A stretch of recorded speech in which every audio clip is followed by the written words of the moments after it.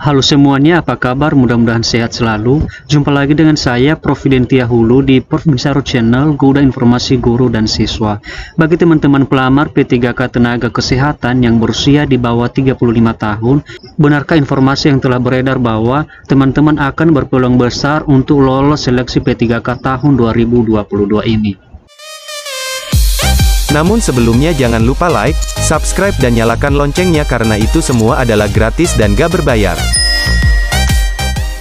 Pada video sebelumnya, yaitu video yang ini, kita telah membahas penambahan nilai atau afirmasi yang diberikan kepada pelamar yang melamar di daerah terpencil, dan juga video yang ini membahas tentang jumlah afirmasi yang diperoleh pelamar yang berusia 35 tahun ke atas. Bagi teman-teman yang ingin menonton videonya, nanti akan saya taruh linknya di kolom deskripsi di bawah video ini. Namun teman-teman, pada kesempatan ini kita akan membahas bersama apakah pelamar yang berusia di bawah 35 tahun akan mendapatkan penambahan nilai atau tidak. Berdasarkan Peraturan Direktur Jenderal Tenaga Kesehatan dengan nomor HK.01.03-F-2446-2022 tentang petunjuk teknis tata cara verifikasi penambahan nilai seleksi kompetensi teknis pegawai pemerintah dengan perjanjian kerja untuk jabatan fungsional kesehatan pada instansi pusat dan daerah tahun 2022. Di sana dikatakan bahwa ada penambahan nilai sebesar 15% dari nilai kompetensi teknis paling tinggi, yaitu sebesar 68 bagi pelamar P3K jabatan fungsional kesehatan yang memenuhi dua kriteria di bawah ini. Yang pertama adalah pelamar harus berstatus sebagai tenaga kesehatan non-ASN, dan yang kedua yaitu pelamar harus melamar pada fasilitas kesehatan tempat bekerja saat ini.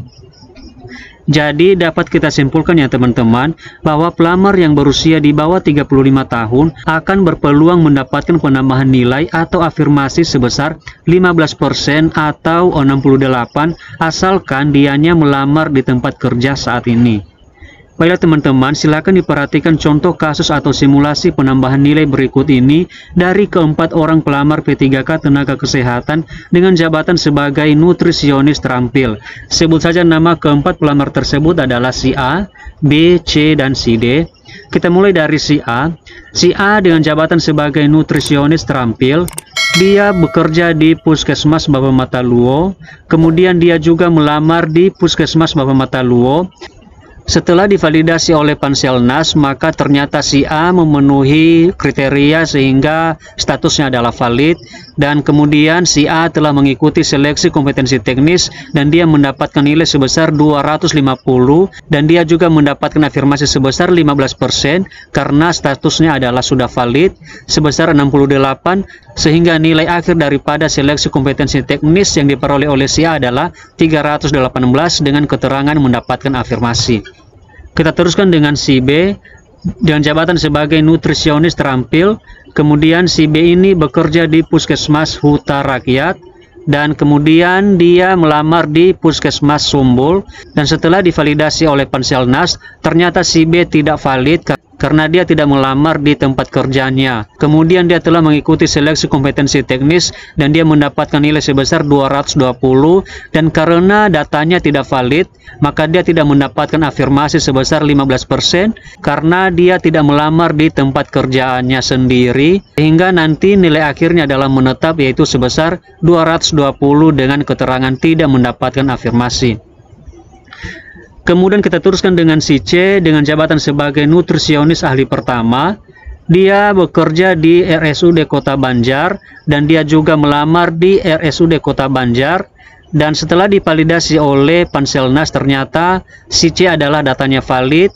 Kemudian si C juga telah mengikuti seleksi kompetensi teknis dan dia mendapatkan nilai sebesar 215, dan karena datanya sudah valid, artinya dia sudah memenuhi kedua kriteria tersebut, maka dia berhak mendapatkan afirmasi sebesar 68, sehingga nilai akhir seleksi kompetensi teknis yang diperoleh oleh si C adalah menjadi 283 dengan keterangan mendapatkan afirmasi.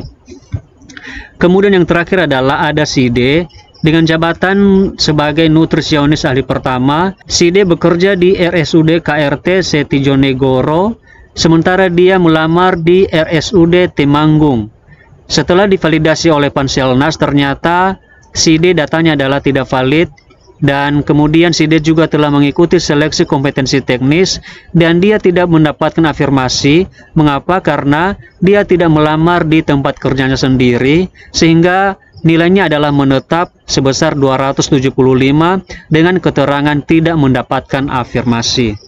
Dari simulasi penambahan nilai tersebut, teman-teman, kita bisa menarik dua kesimpulan. Yang pertama adalah pelamar A dan pelamar C mendapatkan tambahan nilai karena memenuhi kriteria, yaitu mereka melamar pada fasilitas kesehatan tempatnya bekerja sebagai non-ASN. Dan yang kedua yaitu pelamar B dan pelamar D tidak mendapatkan tambahan nilai karena mereka tidak memenuhi kriteria, yaitu melamar pada fasilitas kesehatan yang bukan tempatnya bekerja sebagai non-ASN. Nah, seperti itulah teman-teman contoh atau simulasi penambahan nilai 15% bagi pelamar P3K Tenaga Kesehatan. Semoga video ini bermanfaat dan buat teman-teman selamat menempuh ujian dan semoga berhasil. Dan saya juga tidak lupa mengucapkan terima kasih telah menonton video ini sampai selesai. Saya Prof. Dentia Hulu dan sampai jumpa.